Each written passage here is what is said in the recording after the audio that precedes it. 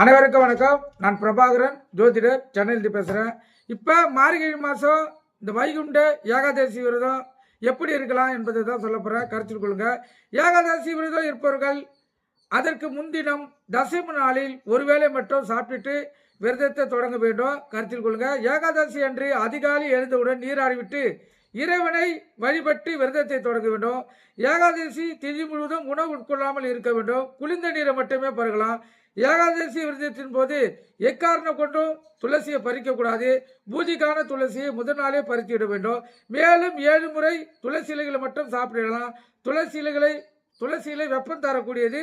ஏகாதசி விரதம் இருப்பது மார்கழி மாதம் குளிர்காலம் என்பதால் உடலுக்கு வெப்பம் கிடைக்க துளசி இலை உட்கொள்ள வேண்டும். கருத்தில் கொள்க.